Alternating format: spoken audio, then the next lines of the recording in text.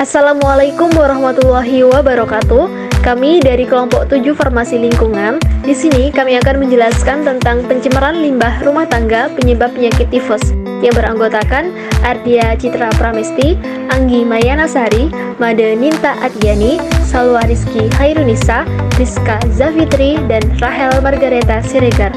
Selamat menonton!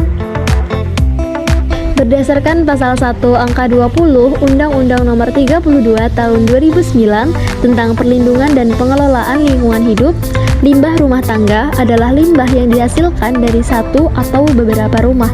Adapun sumber limbah rumah tangga sebagai berikut. Yang pertama adalah limbah organik, yang merupakan segala limbah yang mengandung unsur karbon sehingga meliputi bahan-bahan organik alami mudah membusuk atau terurai dan bahan organik sintetik yang sulit membusuk atau terurai. Yang kedua adalah limbah anorganik, yang merupakan limbah yang tidak mengandung unsur karbon seperti logam, misalnya besi dari mobil bekas atau perkakas, dan aluminium dari kaleng bekas atau peralatan rumah tangga.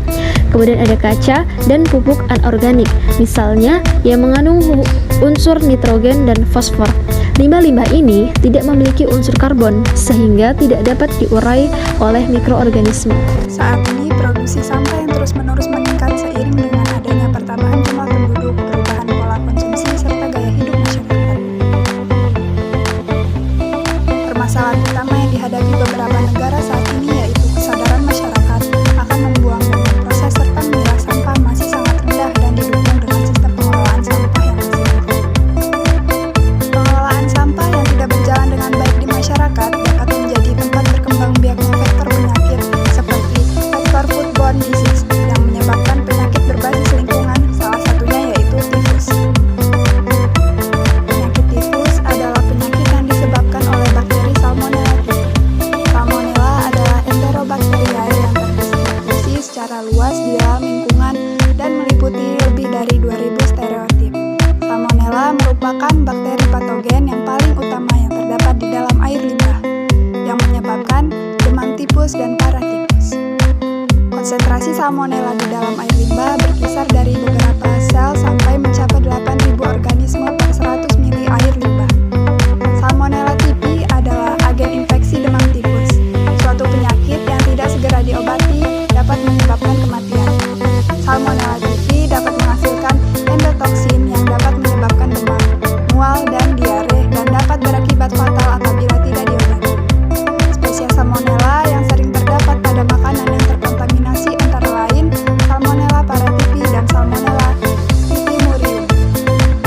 Faktor-faktor yang dapat menimbulkan penyebaran patogen penyebab penyakit tifus meliputi air buangan rumah tangga yang jumlahnya makin hari makin besar sesuai dengan perkembangan penduduk, rendahnya kesadaran masyarakat yang langsung membuang kotoran atau tinja maupun sampah ke dalam sungai, serta kondisi sanitasi lingkungan yang sangat buruk.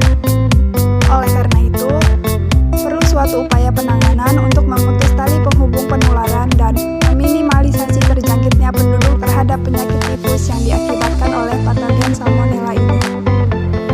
Prinsip-prinsip umum pengelolaan sampah rumah tangga yang baik antara lain meliputi perilaku masyarakat dalam hal kemana membuang sampah, waktu membuang sampah, frekuensi membuang sampah per hari, melakukan pemilahan sampah organik dan non-organik, tidak membakar sampah, mengadakan kegiatan gotong royong. Menurut Harun Hasniatisari 2017, pemilahan sampah organik dan non-organik dapat dilakukan dengan menyediakan tempat sampah organik dan tempat sampah non-organik di setiap rumah. Tempat pembuangan sampah akhir atau TPA juga diperlukan. TPA digunakan bagi sisa sampah akhir yang benar-benar tidak bisa dimanfaatkan kembali. Menurut Marliani Novi 2014, terdapat 4 prinsip yang diterapkan dalam pemanfaatan sampah organik atau dikenal dengan 4R. Yang pertama, reduce atau mengurangi. Sebisa mungkin lakukan minimalisasi barang atau material yang kita pergunakan. Yang kedua, reuse atau memakai kembali. Sebisa mungkin pilihlah barang-barang yang bisa dipakai kembali. Yang ketiga, recycle atau mendaur ulang. Sebisa mungkin barang-barang yang sudah tidak berguna lagi bisa didaur ulang. Yang keempat, replace atau mengganti. Teliti barang-barang yang kita pakai sehari-hari. Gantilah barang yang hanya bisa dipakai sekali dengan barang yang lebih tahan lama. Untuk sampah non-organik diperlukan waktu puluhan bahkan ratusan tahun untuk membuat sampah non-organik dapat benar-benar terurai atau dapat terurai oleh tanah secara terdekomposisi atau terurai dengan sempurna. Hal ini tentu dapat menyebabkan pencemaran tanah.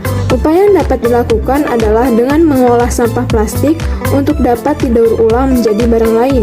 Misalnya ember, plastik bekas dapat didaur ulang menjadi produk sejenis kembali atau dibuat bahan lain seperti sendok plastik, tempat sampah, maupun pot bunga. Plastik dari bekas makanan ringan atau sabun deterjen dapat didaur ulang menjadi barang yang bernilai guna seperti tas dan dompet, menurut Diana DKK 2017. Selain sampah plastik, sampah seperti kertas atau peralatan elektronik juga dapat didaur ulang dengan dijual ke tukang loak atau pemulung. Untuk sampah organik, dapat dilakukan pengomposan, merupakan proses biokimia, yaitu zat organik dalam limbah dipecah, menghasilkan humas yang bermanfaat untuk memperbaiki struktur tanah, menurut Hasibuan, Rosmidah 2016. Untuk mengatasi masalah air limbah rumah tangga, salah satu cara adalah dengan merubah sistem pembuangan air limbah yang lama, yakni dengan cara di seluruh air limbah rumah tangga, baik air limbah toilet maupun air limbah non-toilet, diolah dengan unit pengolahan air limbah di tempat, on-site treatment. Selanjutnya, air olahannya dibuang ke saluran umum. Menurut Said, Nusa Idaman, dan Rudiasih Marsidi 2005. Sistem on-site treatment adalah dengan menggunakan proses kombinasi biofilter anaerob dan aerob. Sistem ini dapat diaplikasikan untuk tiap-tiap rumah tangga maupun semi komunal, yakni beberapa rumah menggunakan satu unit alat pengolahan air limbah.